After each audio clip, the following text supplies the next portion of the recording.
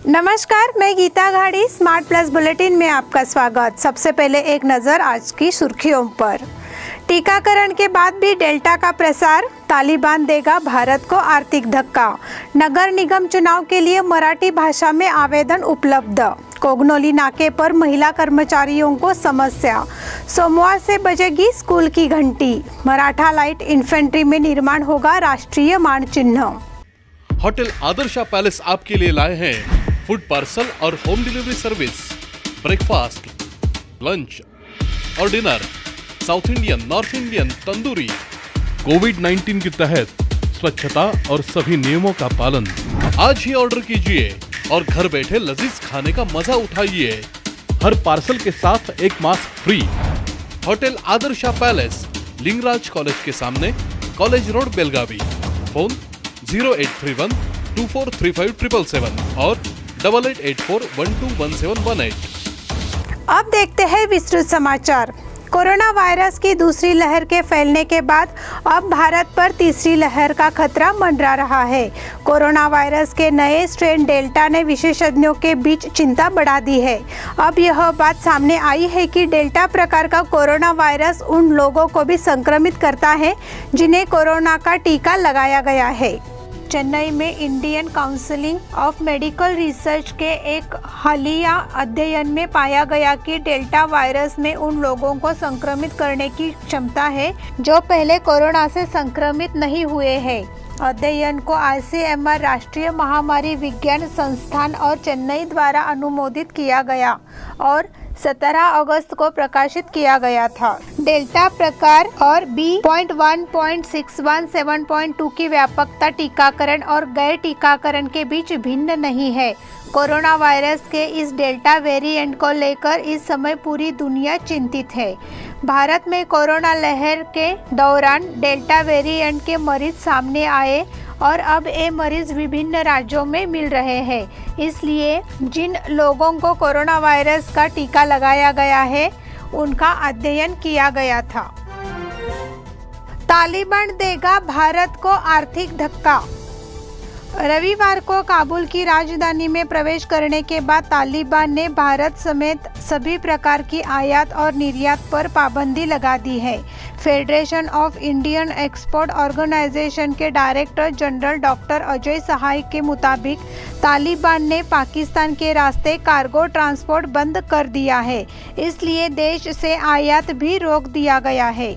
अजय सहाय के अनुसार निर्यात में चाय, कॉफ़ी, चीनी, दवाएं, मसाले और ज़्यादातर सूखे मेवे शामिल है।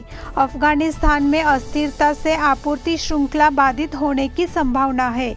यह दर्शाता है कि भारत में सूखे मेवे अधिक महंगे होते जा रहे हैं। नतीजतन सूखे मेवों की कीमतें भी बढ़ जाएंगी। अफगानिस्तान मुख्य रूप से भारत सहित अन्य देशों को खुबानी, अंजीर, पिस्ता और अखरोट की आपूर्ति करता है। नई फसल आमतौर पर अगस्त-सितंबर के अंत में आती है। उस समय भारत समेत दुनिया भर के बाजारों में सूखे मेवे खरीदे जाते हैं। वर्तमान में हालांकि ऐसे संकेत हैं कि अफगानिस्तान में अस्थिरता सूखे मेवों की आपूर्ति को प्रभावित कर रही है। नगर निगम चुनाव के लिए मराठी भाषा में आवेदन उपलब्ध। बेलगाम नगर निगम चुनाव के लिए मराठी भाषा में आवेदन कब प्राप्त होंगे, इस पर लोगों का ध्यान बना है। इस बीच NMC ने कन्नड़ उम्मीदवारी के आवेदनों का मराठी में अनुवाद किया है। केंद्रों पर 3000 मराठी भाषा की उम्मीदवारी के आवेदन उपलब्ध कराए गए हैं। प्रशासन ने बेलगाम नगर निगम चुनाव के लिए मराठी भाषा की उम्मीदवारी फॉर्म उपलब्ध कराने का फैसला किया है। इस बीच 16 अगस्त को जब नगर निगम चुनाव की अधिसूचना जारी हुई तो पहले 2 दिनों में कोई आवेदन नहीं दिया गया। बुधवार को वार्ड नंबर 4 और 7 से एक आवेदन दिया गया है। वार्ड नंबर 4 से पूर्व पार्षद रमेश कलसन्ना और वार्ड नंबर 7 से सामाजिक कार्यकर्ता शंकर गौड़ा पाटिल ने नामांकन दाखिल किया है। नगर पालिका चुनाव में उम्मीदवारी का आवेदन केवल कन्नड़ भाषा में दिया जा रहा है। समिति ने इस संबंध में जिलाधिकारी को एक बयान भी दिया था, क्योंकि उम्मीदवारी आवेदन केवल कन्नड़ से ही प्रस्तुत किया गया था। इसे ध्यान में रखते हुए कन्नड़ भाषा में उम्मीदवारी के आवेदन का मराठी में अनुवाद किया गया है। गुरुवार को मराठी आवेदन उपलब्ध कराए जा रहे हैं, यह स्पष्ट किया गया। कोगनोली नाके पर महिला कर्मचारियों को समस्या। महाराष्ट्र में पिछले कई महीनों से लगातार बढ़ते जा रहे कोरोना डेल्टा के मामलों को देखते हुए कर्नाटक सरकार ने एहतियात बरती है। कोगनोली बॉर्डर चेक पोस्ट पर महाराष्ट्र से आने वाले वाहनों के लिए RT-PCR नेगेटिव रिपोर्ट अनिवार्य कर दी है। महिला वर्ग को असुविधा का सामना करना पड़ रहा है, इसलिए संबंधित निप्पाणी तालुका प्रशासन और बेलगाम जिला प्रशासन को इस मुद्दे पर ध्यान देने की आवश्यकता है। यहाँ दिन भर में 2 शिफ्टों में एक महिला डॉक्टर, एक नर्स और 4 आशा कार्यकर्ता, इस प्रकार महिला स्टाफ ड्यूटी पर है। इस बारे में पूछे जाने पर निप्पाणी तहसीलदार डॉक्टर मोहन भस्मे और तालुका के चिकित्सा अधिकारी विठ्ठल शिंदे ने कहा कि अगले 2 दिनों में महिला कर्मचारियों के लिए कोगनोली दूधगंगा नदी की सीमा चौकी पर एक अस्थायी शौचालय उपलब्ध कराया जाएगा। सोमवार से बजेगी स्कूल की घंटी। इस साल जनवरी में कोरोना की पृष्ठभूमि पर स्कूल शुरू किए गए थे। हालांकि कोरोना की दूसरी लहर के कारण कर्नाटक में स्कूलों को फिर से बंद करने का समय आ गया था, इसलिए छात्रों और अभिभावकों की मांग थी कि जल्द से जल्द स्कूलों को शुरू किया जाए। इसे देखते हुए शिक्षा विभाग ने उन जिलों में स्कूल शुरू करने का फैसला किया है जहां कोरोना संक्रमण दर कम है। सोमवार 23 अगस्त से स्कूल शुरू हो जाएंगे। पहले चरण में 9वीं से 12वीं तक की कक्षाएं शुरू की जाएंगी। स्कूल आधे घंटे ही चलेगा। स्कूलों को निर्जंतुकीकरण किए जाए, छात्र प्रतिदिन मास्क पहने, कक्षा में सामाजिक दूरी बनाए रखे, 15 से 20 छात्रों को बैठाया जाए, छात्र घर से ही पीने का पानी लाए, अपना सामान दूसरों को मत दे, छात्रों को आदि प्रकार के निर्देश दिए जाते हैं। मराठा लाइट इन्फेंट्री में निर्माण होगा राष्ट्रीय चिन्ह। भारत का राष्ट्रीय मानचिन्ह अशोक स्तंभ जल्द ही बेलगाम के Maratha light infantry regimental centre में लगाया जाएगा, जो अपने सैन्य प्रशिक्षण के लिए प्रसिद्ध है। यह बेलगाम के लोगों के लिए गर्व की बात होगी। जोधपुर के शिकारगढ़ में कार्यशाला में देश का सबसे ऊंचा अशोक स्तंभ बनकर तैयार हो गया है। 6 माह में बनकर तैयार इस स्तंभ को बेलगाम के Maratha light infantry regimental centre में स्थापित किया जाएगा, ऐसी जानकारी मिली है। अशोक स्तंभ को मंगलवार को कंटेनर से कर्नाटक भेजा गया। इसके रचयिता रंजीत सिंह राठौर ने देश के नो वॉर म्यूजियम में कई मूर्तियां स्थापित की है। उन्होंने कहा कि 21 फुट ऊंचे राष्ट्रीय मानचिन्ह अशोक स्तंभ का निर्माण 3 भागों में किया गया है। यह कॉलम के बिना स्थापित किया जाएगा। इस स्तंभ के निचले हिस्से को अलग किया गया है, जो 5.5 फीट है। ज्ञात हो कि इससे पहले जोधपुर में ही 18 फीट ऊंचा एक स्तंभ स्थापित किया गया था और इसे जैसलमेर के शरद सिंह मैदान में स्थापित किया गया है। अब जब यह स्तंभ बेलगाम में बनेगा तो यह बेलगाम के लोगों के लिए गर्व की बात होगी। इस बुलेटिन के अगले समाचार छोटे से ब्रेक के बाद।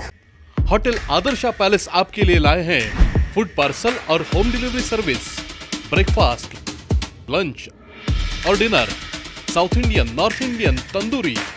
कोविड-19 के तहत स्वच्छता और सभी नियमों का पालन।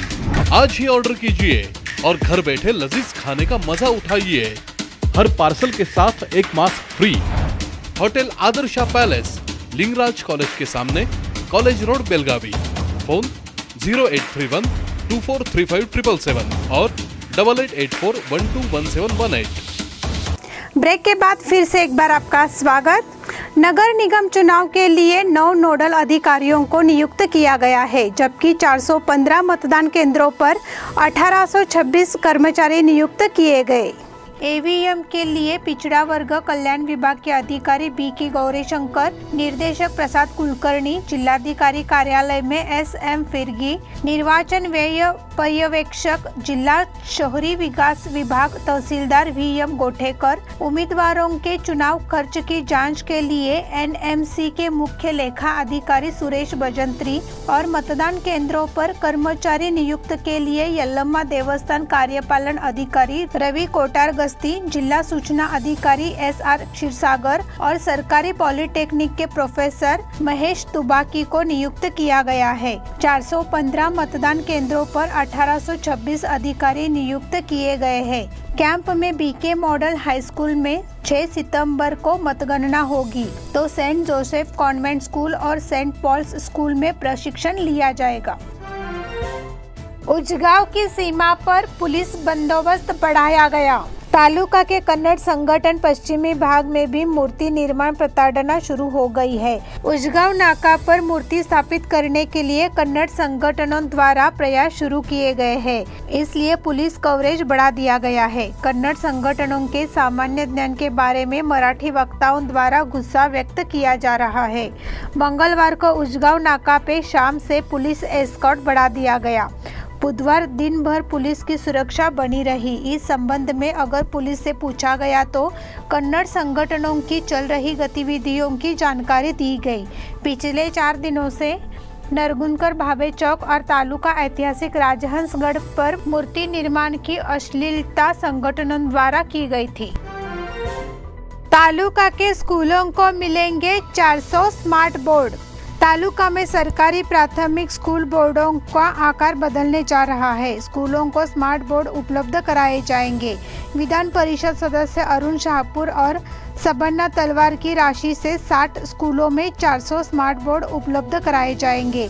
इसके लिए भाजपा ग्रामीण मंडल अध्यक्ष धनंजय जाधव ने पहल की है। ग्रामीण क्षेत्रों के सरकारी स्कूलों की गुणवत्ता को बढ़ाया जाना चाहिए। वहां के छात्रों को गुणवत्तापूर्ण शिक्षण देने का प्रयास किया जा रहा है। भविष्य में ग्रामीण क्षेत्रों के 60 प्राथमिक स्कूलों में स्मार्ट बोर्ड लगाए जाएंगे।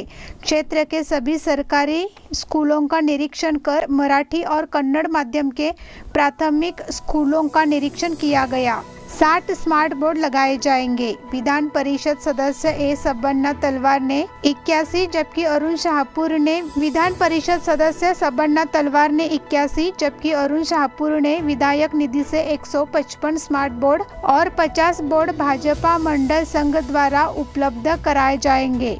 400 स्मार्ट बोर्ड उपलब्ध कराने का लक्ष्य है। जिलाधिकारी ने लिया चुनाव कार्य का जायजा। जिलाधिकारी और नगर निगम प्रशासक MG हिरेमठ ने बुधवार को नगर निगम चुनाव कार्य का जायजा लिया। किसी भी प्रकार की कमी न करें, उन्होंने अधिकारियों को यह सूचित किया। नगर निगम चुनाव में उम्मीदवारी आवेदन स्वीकार करने के लिए निगम मुख्यालय सहित शहर के 3 संभाग कार्यालयों के 12 कमरों में सुविधाएं की गई है। जिलाधिकारी द्वारा इन सभी कमरों का निरीक्षण किया गया। उन्होंने सुझाव दिया कि आवेदन भरने आने वाले लोगों की मदद की जाए। कोरोना नियमों का पालन किया जाना चाहिए। उम्मीदवारों और संकेतकों को चुनाव मार्गसूची के अनुसार कमरे में प्रवेश करने की अनुमति दी जानी चाहिए। प्रभारी आयुक्त लक्ष्मी निपानीकर, परिषद सचिव MS बंशी, सहायक सचिव HB पीरजादे, गजानन कांबले के साथ स्टाफ मौजूद थे। राष्ट्र पुरुषों के अवमान पर मामला दर्ज। सोशल मीडिया इंस्टाग्राम पर राष्ट्र पुरुषों का अवमान करने के आरोप में खड़े बाजार थाने में प्राथमिकी दर्ज की गई है। पुलिस की ओर से हिंदू समर्थक श्रीराम सेना हिंदुस्तान के नरू नीलजकर, विजय भोजगर, रोहित मुरकुटे, प्रताप मोहिते और राहुल आवाले ने शिकायत दर्ज कराई है। हिंदवी स्वराज के संस्थापक छत्रपति शिवाजी महाराज का अवमान करने वाली एक तस्वीर इंस्टाग्राम पर अपलोड की गई तो केवल एक ही सनसनी थी। इस बात की जानकारी पुलिस को जैसे ही लगी तो उन्होंने स्वेच्छा से शिकायत दर्ज कराई। किसने बनाया ये विवादित पोस्ट, इसकी जांच की जा रही है। पुलिस निरीक्षक दिलीप निम्बालकर आगे की जांच कर रहे हैं। ज्येष्ठ स्वतंत्र सेनानी विठ्ठलराव याळगी का सम्मान। याळगी परिवार के कुल 13 भाई बहन, जिनमें उनकी 3 बहनें भी शामिल हैं, जिन्होंने स्वतंत्रता आंदोलन में हिस्सा लिया और जेल गए। स्वतंत्रता दिवस के अवसर पर पेलगाम दक्षिण के विधायक अभय पाटिल जी के नेतृत्व में महान स्वतंत्रता सेनानी माननीय विठ्ठलराव याळगी को सम्मानित किया गया। विठ्ठलराव याळगी के सम्मान अवसर पर उनकी पुत्री नीला, प्रवीण पिलनकर, अक्षता पिलनकर, दिनकर अल्तेकर के साथ अस्मिता अल्तेकर, अभिजीत देशपांडे और अन्य सदस्य उपस्थित थे। राहुल द्रविड़ बने भारतीय टीम के नए कोच। पूर्व कप्तान राहुल द्रविड़ जल्द ही भारतीय क्रिकेट टीम को कोचिंग देने की चर्चा है। नवंबर में T20 वर्ल्ड कप के बाद रवि शास्त्री की जगह राहुल द्रविड़ को मुख्य कोच बनाया जाएगा। हालांकि यह पता चला है कि राहुल द्रविड़ ने राष्ट्रीय क्रिकेट अकादमी के प्रमुख पद के लिए आवेदन किया है। इसने चर्चाओं पर भी विराम लगा दिया है। राहुल द्रविड़ का 2 साल का अनुबंध समाप्त होने के बाद BCCI ने आवेदन मांगा था। नए नियम कार्यकाल के विस्तार का प्रावधान नहीं करते हैं, लेकिन एक नई भर्ती प्रक्रिया शुरू करनी है। हाँ, राहुल द्रविड़ ने क्रिकेट प्रमुख के पद के लिए आवेदन किया है। BCCI के एक वरिष्ठ अधिकारी ने नाम न छापने की शर्त पर कहा, आपको यह जानने के लिए चतुर होने की जरूरत नहीं है कि राहुल द्रविड़ ने राष्ट्रीय क्रिकेट अकादमी के लिए अपना चेहरा बदल लिया है और उनका कार्यकाल जारी रहेगा। भारत की मिक्स्ड रिले टीम ने जीता कांस्य पदक। भारत की मिक्स्ड रिले टीम ने बुधवार को 4x400 metre world youth under 20 athletics championship में कांस्य पदक जीता। बी श्रीधर, प्रिया मोहन, सुमी और कपिल की भारतीय टीम फाइनल में तीसरे स्थान पर रही। नाइजीरिया ने स्वर्ण पदक जीता, जबकि पोलैंड ने रौप्य पदक जीता। बुडापेस्ट टेबल टेनिस टूर्नामेंट में साथियन मनिका सेमीफाइनल में। टोक्यो ओलंपिक में छाप छोड़ने वाले भारतीय के साथियन गुणशेखरन और मनिका बत्रा विश्व टेबल टेनिस के दावेदार बुडापेस्ट इंटरनेशनल के सेमीफाइनल में पहुंच गए हैं।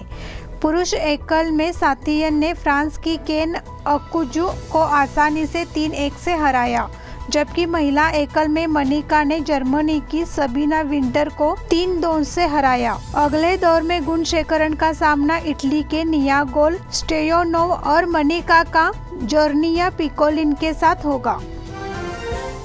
गोल्ड मेडल जीतने वाले नीरज चोपड़ा को कई संगठनों द्वारा सम्मानित। ओलंपिक चैंपियन नीरज चोपड़ा 13 अगस्त को अपने राज्य हरियाणा सरकार द्वारा आयोजित एक सम्मान समारोह में शामिल होने वाले थे। हालांकि उस वक्त बुखार के चलते वह समारोह में शामिल नहीं हो सके थे। समारोह बुधवार के लिए पुनर्निर्धारित किया गया था और इसमें नीरज ने भाग लिया था। भारत आने के बाद से नीरज नियमित रूप से सम्मान समारोहों और मीडिया में भाग लेते रहे हैं। वह पिछले कुछ दिनों से बुखार से पीड़ित है, क्योंकि उसके लिए पर्याप्त नींद लेना मुश्किल हो गया है। इसी के साथ स्मार्ट प्लस बुलेटिन के आज के समाचार समाप्त हुए। धन्यवाद।